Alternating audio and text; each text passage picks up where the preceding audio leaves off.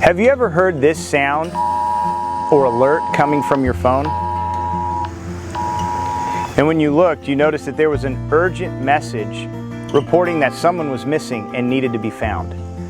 Or perhaps you have noticed the faces leaving a department store or a grocery store of men and women, boys and girls that have been reported missing. And what a sad and difficult time that must be for their parents and family as they hope and pray, waiting that their loved one would be found and returned safe.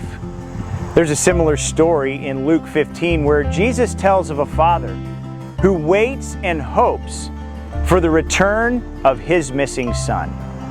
Jesus had been addressing an accusation that the scribes and Pharisees had made to him, which was that he ate with tax collectors and sinners. Jesus responds to them by telling them 3 stories that highlights the pity and merciful love of God.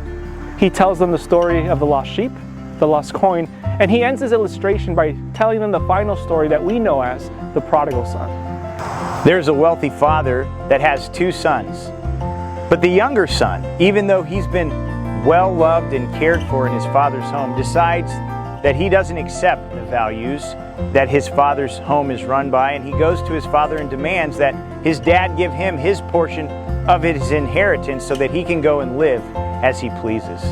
He goes into a far country and he throws himself without restraint into a lifestyle of complete selfishness.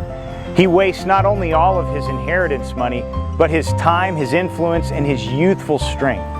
It leaves him broken, destitute, and alone. Things in his life get so low, and in his degrading job of feeding the pigs, the Bible tells us in Luke chapter 15 verse 16 that he would have even eaten their food. But hitting rock bottom caused him to humble himself and lose his pride, and instead think about the love and care of his father's home. And at that moment he decided that he would return home to his father and ask for forgiveness, and if at all possible, even be his servant.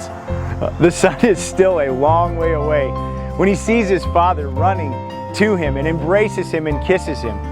The father has his servants bring the best robe, and he puts a ring on his finger covering his shame, and he restores him not as a servant but back to the family with the privileges of his son.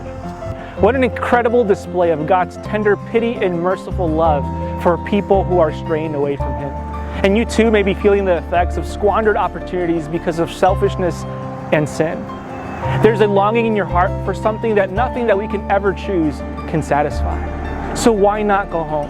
The Father's still waiting and longing to meet his children.